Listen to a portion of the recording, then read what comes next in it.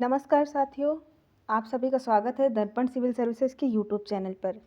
और आज जो हमारी सीरीज चल रही है day 75 daily mains answer writing programme के तहत आज डे 46 है, जिसके क्वेश्चन के आंसर डिस्कशन यहाँ कराए जाएंगे, है ना।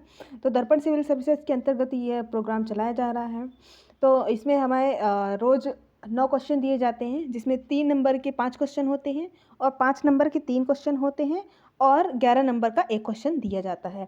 यह क्वेश्चन रोज़ ही दर्पण सिविल सर्विसेज के टेलीग्राम चैनल पर आपको मिल जाएंगे, व्हाट्सएप पर मिल जाएंगे और फेसबुक पर भी मिल जाएंगे और इंस्टा पर भी मिल जाएंगे। इन क्वेश्चन के अगर पीडीएफ आप लेना चाहते हैं तो आप हमारा टेलीग्राम चैनल ज्वाइन करें। टेलीग्राम चैनल की लिंक डिस्क्रिप्शन बॉक्स में दी गई है और या फिर आप सर्च कर सकते हैं टेलीग्राम पर दर्पण सिविल सर्विसेज भोपाल, तो वो आप ज्वाइन कर लें। तो इसमें से आपको इन क्वेश्चन की पीडीएफ मिल जाएगी, है ना। तो ये तो हमारा हुआ day 75 daily mains answer writing programme.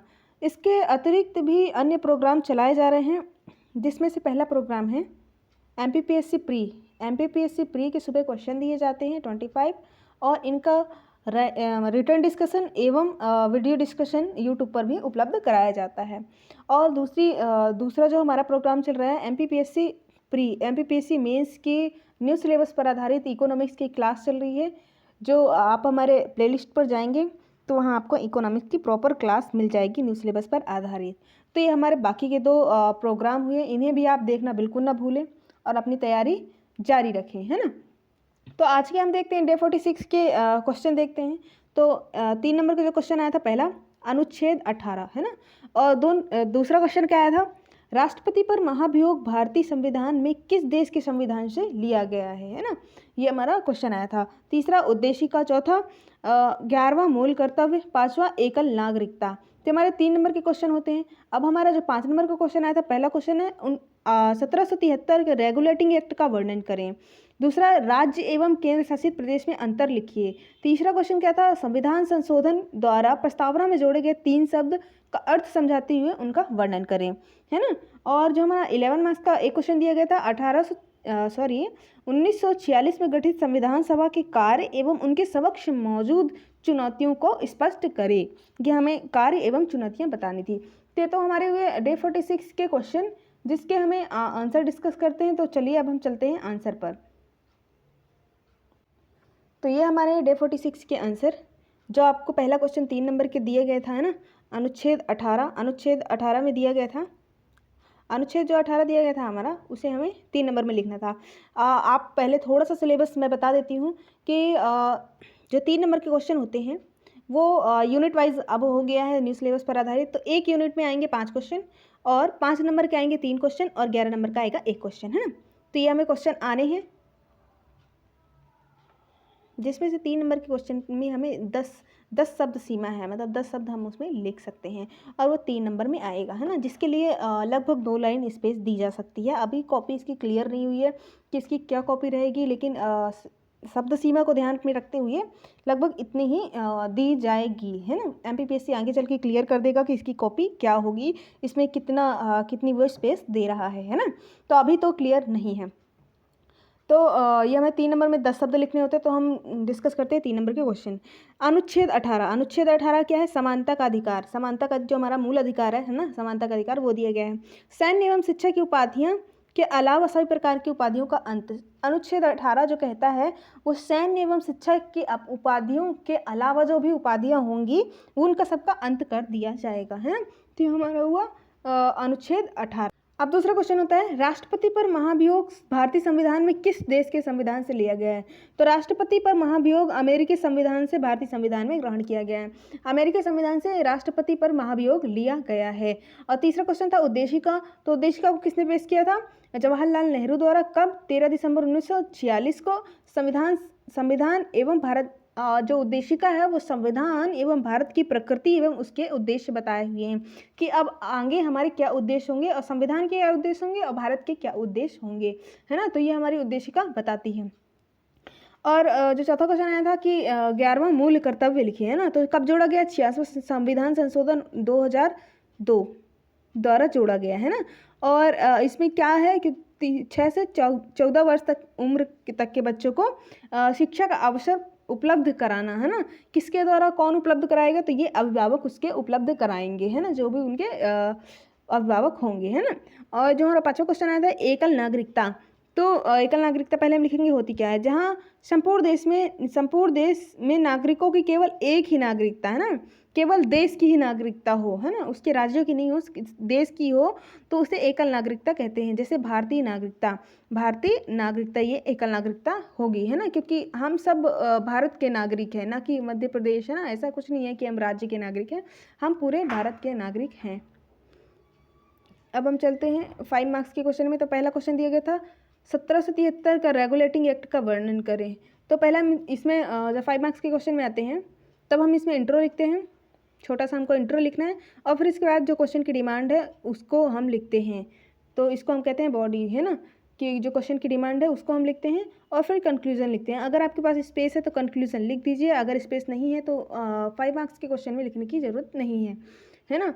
तो 1773 का रेगुलेटिंग का एक्ट का वर्णन करें। तो इस क्वेश्चन को हम इस तरह से लिख सकते हैं, जो मॉडल आंसर प्रदान किया गया उसके अनुसार, कि भारत में ईस्ट इंडिया कंपनी के कार्यों को नियमित एवं नियंत्रित करने का पहला अधिनियम था।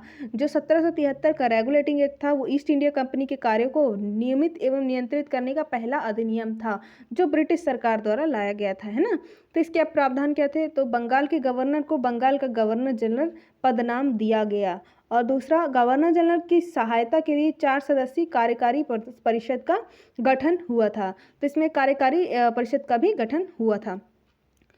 और तीसरा है उच्चतम न्यायालय की स्थापना कलकत्ता में की गई, है ना। कोलकाता में क्या की गई थी, उच्चतम न्यायालय की स्थापना की गई थी। और मद्रास एवं बम्बई के जो गवर्नर थे वो बंगाल के गवर्नर जनरल के अधीन आ गए थे, ये भी इसमें प्रावधान किया गया था। और 5वां क्या था, कोर्ट ऑफ डायरेक्टर्स से कंपनी पर नियंत्रण किया गया। कोर्ट ऑफ डायरेक्टर जो थे वो कंपनी पर नियंत्रण करते थे। तो हमारे 1773 के रेगुलेटिंग एक्ट के सारे प्रावधान हुए जो हमें इस क्वेश्चन में लिखना था। अब हम आगे चलते हैं नेक्स्ट क्वेश्चन के आंसर में। संविधान संशोधन द्वारा प्रस्तावना में जोड़े गए 3 शब्दों का अर्थ समझाते हुए उनका वर्णन करें। तो पहले हमें ये लिखना होगा कि 3 शब्द कौन कौन से हैं और कब जोड़े गए हैं।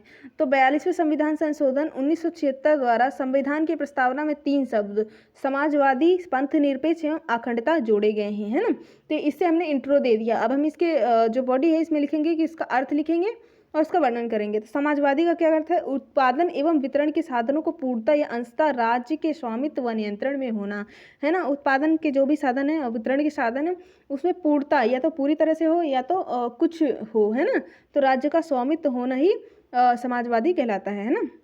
और दूसरा क्या जोड़ा गया था, पंथ निरपेक्ष, है ना। देश में सभी धर्म समान हैं तथा उन्हें सरकार का समान समर्थन प्राप्त है ना। मतलब जो देश है ना, जो देश है वो किसी भी नागरिक के धर्म को बिना देखे ही उससे समान रूप से ट्रीट करता है, समान रूप से उसे देखता है ना। और तीसरा क्या जोड़ा गया था, अखंडता, राज्यों को संघ से अलग होने का अधिकार नहीं होना, मतलब कि वो अलग नहीं हो सकते, अखंड है ना, मतलब वो खंडित नहीं हो सकते हैं, है ना, उसके खंड नहीं हो सकते, तो ये अखंड हुआ, है ना। अलग होने का अधिकार ना होना, अनुच्छेद में ये दिया गया है कि भारत जो है वो राज्यों का संघ है। अब नेक्स्ट क्वेश्चन था जो राज्य एवं केंद्र शासित प्रदेश में अंतर लिखिए, है ना। राज्य एवं केंद्र शासित प्रदेश हमारा होता है, राज्य और यूटी बनाई गई हैं, है ना। जो 9 यूटी बनाई गई हैं, केंद्र शासित प्रदेश बनाए गए हैं, तो उसमें क्या अंतर होता है ना। तो उसमें हमें लिखना था राज्य एवं केंद्र शासित प्रदेश में तुलना निम्नलिखित है, यह अंतर, है ना। और इसमें आधार भी हम लिखेंगे और इसके आधार पर हम इसका अंतर लिखेंगे। तो आधार हमने लिखा, राज्य लिखा, केंद्र शासित प्रदेश लिखा। अब पहला पॉइंट बनता है केंद्र के साथ क्या संबंध हो गए, तो संघीय संबंध होगा, है ना। संघीय में क्या होता है, संघीय में होता है कि एक केंद्र होता है ना, केंद्र होता है, उसके नीचे राज्य होते हैं, और सबसे नीचे क्या होता है, स्थानीय सरकार होती है, स्थानीय सरकारें होती। तो इस ढांचे पर राज्य जो होता है वो संघीय ढांचे पर ही होते हैं, लेकिन ये एकात्मक ढांचे पर होते हैं, मतलब इसमें सेपरेट नहीं रहता, वो केंद्र ही केंद्र शासित प्रदेशों पर शासन करता है, मतलब उसका डायरेक्ट उसमें प्रत्यक्ष रूप से नियंत्रण होता है ना। शक्ति का बंटवारा केंद्र के साथ होता है। शक्ति का बंटवारा, एक केंद्र होगा और एक राज्य होगा ना। तो केंद्र के साथ उसका क्या है, शक्ति का बंटवारा हो रहा है ना। और इस केंद्र शासित प्रदेश में सीधे तौर पर केंद्र का नियंत्रण एवं प्रशासन होता है। उसमें बंटवारा नहीं होता, वो सीधे तौर से केंद्र ही उस पर शासन करती है ना। केंद्र ही उसका नियंत्रण एवं प्रशासन करती है। स्वायत्तता, तो राज्य में होती है ना। स्वायत्त होते हैं वो, थोड़े स्वतंत्र होते हैं संघीय प्रवृत्ति के कारण, लेकिन केंद्र शासित प्रदेश केंद्र से स्वायत्त बिल्कुल भी नहीं होते हैं, है ना। और प्रशासनिक व्यवस्था, तो प्रशासनिक व्यवस्था में समरूपता होती है कि एक राज्य में जो भी प्रशासनिक व्यवस्था होगी उसी के आधार पर दूसरे राज्य में होगी। मतलब सारे राज्यों की प्रशासनिक व्यवस्था लगभग सेम रहती है ना। कि उसमें राज्यपाल होगा, उसमें मुख्यमंत्री होगा, ऐसा करके जो भी प्रशासनिक व्यवस्था है उसकी सेम रहती है ना। लेकिन इसमें सेम नहीं होती है, मतलब समान नहीं होती। कहीं प्रशासक है तो कहीं उपराज्यपाल है ना। तो समरूपता नहीं होती। प्रशासक राष्ट्रपति के अभिकर्ता की तरह कार्य करते हैं, है ना। तो ये वहाँ की जो भी डिमांड है कि वहाँ सांस्कृतिक, अगर वह सांस्कृतिक रूप से बनाया गया केंद्र शासित प्रदेश, तो उसके हिसाब से उसकी प्रशासक होगा, उपराज्यपाल होगा, है ना। तो या मुख्य आयुक्त होगा, है ना। और संवैधानिक प्रमुख, तो संवैधानिक प्रमुख राज्य में कौन होता है, राज्यपाल होता है। और केंद्र शासित प्रदेश में प्रशासक राष्ट्रपति के अभिकर्ता की तरह कार्य करते हैं ना। जो प्रशासक होते हैं वो राष्ट्रपति की अभिकर्ता की तरह कार्य करते हैं, है ना। तो इस प्रकार से इसके संवैधानिक प्रमुख होते हैं, है ना। कार्यपालक प्रमुख कौन होता है, कार्यपालक प्रमुख भी राज्यपाल होता है राज्य में, लेकिन केंद्र शासित प्रदेश में प्रशासक हो सकता है, राज्यपाल हो सकता है, मुख्य आयुक्त प्रशासक हो सकता है। तो ये हमारे हो गए राज्य एवं केंद्र शासित प्रदेश में अंतर जो मोस्ट इम्पॉर्टेंट है आ सकते हैं, है ना। और ये हमें जानना भी चाहिए, वैसे भी जानना चाहिए कि इसमें क्या अंतर होता है ना। तो ये हमारे होते हैं 5 मार्क्स के क्वेश्चन। अब हम चलते हैं 11 मार्क्स के क्वेश्चन में।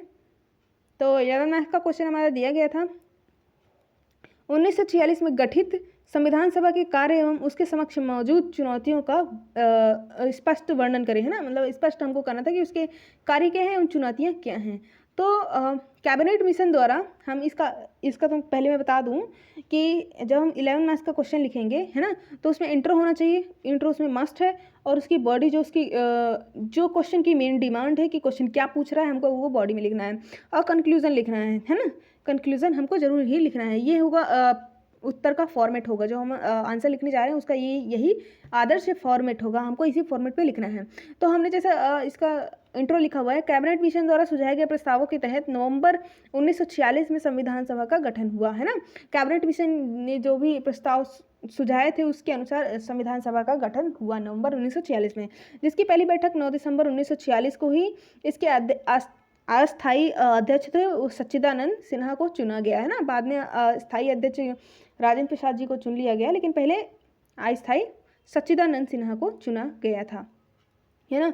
तो अब पहला इस क्वेश्चन के 2 पार्ट है, जिसमें कार्य पूछा गया और चुनौतियाँ पूछा गया, है ना। तो पहले हम कार्य लिखेंगे कि इसके कार्य क्या थे। तो संविधान सभा के कार्य, तो संविधान सभा उस टाइम पे जो काम कर रही थी वो सिर्फ संविधान बनाने का ही कार्य नहीं कर रही थी। उसके 2 कार्य थे, है ना। मुख्य रूप से 2 कार्य थे, वैसे तो उसके अंदर भी कई कार्य थे, लेकिन मुख्य रूप से 2 कार्य थे। एक तो देश के लिए संविधान का निर्माण करना, जो हम सभी जानते हैं कि वो संविधान का निर्माण करने के लिए बनी हुई थी। और दूसरा अंतरिम सरकार के रूप में कार्य करना, क्योंकि उस टाइम पे जब अंग्रेज हमें आज़ाद करके जाने वाले थे तो उधर 1947 में कोई भी सरकार नहीं थी, है ना। तो संविधान सभा ही शासन करती, मतलब संविधान सभा ही उस टाइम पे सरकार का कार्य कर रही थी, उस टाइम का शासन संचालन कर रही थी, जब तक कि संविधान लागू नहीं हो जाता तब तक के लिए, है ना। तो देश के लिए संविधान निर्माण करना, जिसकी अध्यक्षता राजेंद्र प्रसाद द्वारा की जा रही थी। जब भी संविधान निर्माण का कार्य होता था उसके लिए मीटिंग होती थी, तो उसकी अध्यक्षता राजेंद्र प्रसाद द्वारा की जाती थी, है ना। लेकिन जब संविधान सभा एक सरकार के रूप में कार्य करती थी, तो उसकी जो अध्यक्षता है वो जीवी मावलंकर द्वारा की जाती थी, है ना। तो अंतरिम सरकार के रूप में कार्य करना, इसके अंतर्गत देश के लिए आम कानून लागू करना मुख्य कार्य था, जिसकी अध्यक्षता जी मावलंकर करते थे। तो हमारे हुए संविधान सभा के मुख्यतः 2 कार्य, जिन्हें हमें इस तरह से लिख देना है ना। और इसमें छोटा सा कंक्लूजन लिख देना है कि संविधान सभा 26 नवंबर 1949 तक इन दोनों रूपों में ही कार्य करती थी, है ना। मतलब संविधान निर्माण भी कर रही थी और वो अंतरिम सरकार के रूप में भी कार्य कर रही थी, है ना। तो अब हम देखेंगे इसके समक्ष क्या क्या चुनौतियां विद्यमान थी। सॉरी ये रिपीटेड है, ये है इसका पेज। तो अब हम लिखेंगे इन्हीं कार्यों के साथ संविधान सभा के समक्ष कुछ चुनौतियां विद्यमान थी, है ना। तो इसके समक्ष क्या क्या चुनौतियां थी संविधान सभा के सामने? तो पहले एक चुनौती थी विभाजन की चुनौती, क्योंकि हमारा देश आज़ाद होने वाला था 1947 में, है ना। आज़ाद होने वाला 46 में तो संविधान सभा गठित हुई थी और 47 में आज़ाद होने वाला था। आज़ाद होने के साथ ही दो देशों में ये बंटने वाला था, एक पाकिस्तान और एक भारत, है ना। तो क्या था कि विभाजन जब हो जाएगा तो संविधान सभा के जो भी सदस्य हैं वो कुछ सदस्य छोड़ कर जाएंगे, है ना। जो पाकिस्तान से निर्वाचित हुए थे वो तो छोड़ कर जाएंगे अगर वो पाकिस्तान में सम्मिलित होते हैं तो वो जब छोड़ के जाएंगे तो संविधान सभा के सदस्यों की संख्या कम हो जाएगी और विचार विमर्श करने के लिए थोड़ा सदस्य कम हो जाएंगे। तो इस तरह से हमारे संसाधन भी कम हो जाएंगे, है ना। तो संसाधन का अभाव हुआ क्योंकि सदस्य संविधान सभा को छोड़कर चले गए थे। और दूसरा क्या था, देशी रियासतों द्वारा सहयोग का अभाव। जब हमारा देश आज़ाद हुआ तो देशी रियासतें जो हैं, कुछ देशी रियासतें तो डायरेक्ट मिलने के लिए तैयार हो गई कि भारत से मिलेंगे या पाकिस्तान से मिलेंगे, लेकिन कुछ रियासतें जैसे कि जूनागढ़ आपका हो गया, है ना, और आपका हैदराबाद हो गया, है ना। तो इस तरह की रियासतें जो थी वो उनका क्लियर नहीं हो पा रहा था कि वो कहाँ किसके साथ मिलेंगे, वो स्वतंत्र रहना चाहते थे, तो उनका सहयोग का अभाव नहीं था, है ना। वो स्वतंत्र ज़्यादातर रियासतें रहना चाहती थी। बाद में कई कार्यक्रम चलाए गए जिसके तहत देशी रियासतों को मिलाया गया, या तो पाकिस्तान में या तो भारत में मिलाया गया, है ना। तो पहले देशी रियासतों द्वारा सहयोग का अभाव था, वो संविधान सभा में नहीं आते थे। अगर देशी रियासतों के वो सदस्य हैं तो वो नहीं आते थे, है ना, सहयोग अपना नहीं देते थे। और तीसरा समय की कमी। बहुत देश हमारा आज़ाद होने वाला था, उसके जल्दी ही हमको संविधान सभा को संविधान का निर्माण करना था। संविधान निर्माण कार्य जल्दी करने की समस्या थी, है ना, जल्दी ही करना था, क्योंकि अगर नहीं होता संविधान निर्माण जल्दी तो अव्यवस्था फैल जाती। पूर्व अनुभवों का अभाव। जो संविधान सभा थी, जो संविधान बना रहे थे, उन्होंने पहले कभी किसी का संविधान नहीं बनाया, वो पहली बार ही अपने देश का संविधान बना रहे थे, है ना। तो जो पहले से अनुभव थे उनके कम थे, उनको अनुभव इतना ज़्यादा नहीं था, तो ये हमारी समस्या थी, है ना। संविधान सभा के अधिकांश सदस्यों के पास पूर्व अनुभव नहीं था, उनके पास पहले उन्होंने कोई संविधान नहीं बनाया था, उनके पास कोई अनुभव नहीं था, है ना। सभी वर्गों जातियों, है ना, धर्मों को समान महत्व प्रदान करना।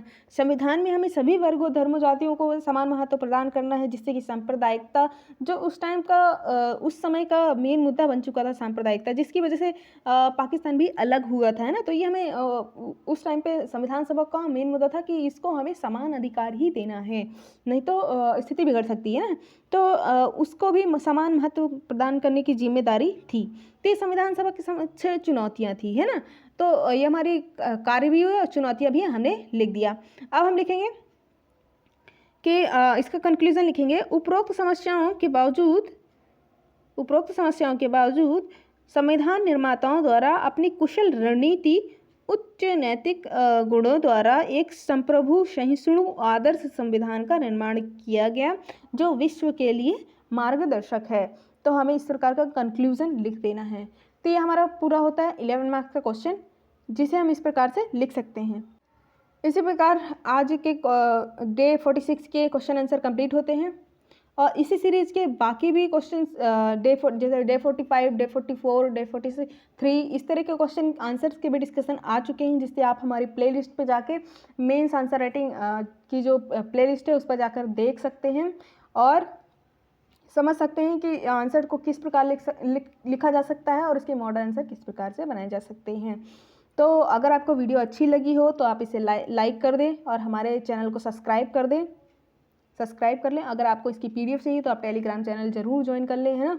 और इंस्टा पे भी आपको इसके क्वेश्चन आंसर मिल जाएंगे। धन्यवाद आज के लिए। अब फिर मिलते हैं डे 47 डेली मेंस आंसर के साथ।